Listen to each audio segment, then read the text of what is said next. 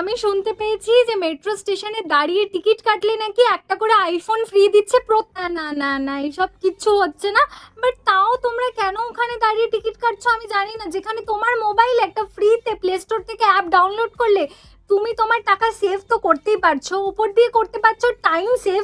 ওপর সেখানে দাঁড়িয়ে আমি এখন যে অ্যাপটা ইউজ করছি সেটা আমি তোমাদের সাথেও শেয়ার করব, যেটা ফ্রিতে আমি প্লে স্টোর থেকে ডাউনলোড করেছি। অ্যাপটার নাম আমি পরে বলছি, আগে আমি তোমাকে 3টে সহজ স্টেপসে দেখিয়ে দিচ্ছি যে কিভাবে তুমি অ্যাপটাকে ইউজ করবে। তো প্রথমে ফার্স্ট স্টেপ, তুমি অ্যাপটাকে ডাউনলোড করবে ফ্রিতে। তোমাকে আমি এই লিঙ্কটা দিয়ে দিচ্ছি, এই লিঙ্কে গিয়ে ডাউনলোড করতে পারবে। সেকেন্ড স্টেপ, তুমি লগ ইন করবে নিজের নাম্বার দিয়ে, নিজের ফোন নাম্বার দিয়ে লগ ইন করলে বা নিজের ইমেল অ্যাড্রেস দিয়ে লগ ইন করলে।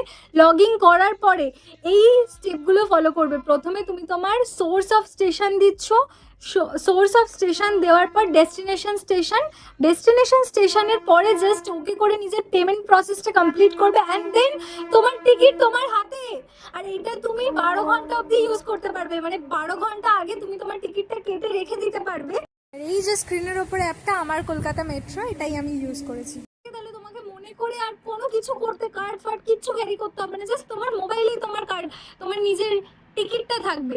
তো এইরকমই ছোটো ছোটো টিপস অ্যান্ড ট্রিক্সের জন্য আমাদের চ্যানেলটাকে অবশ্যই সাবস্ক্রাইব করবে। আজকের জন্য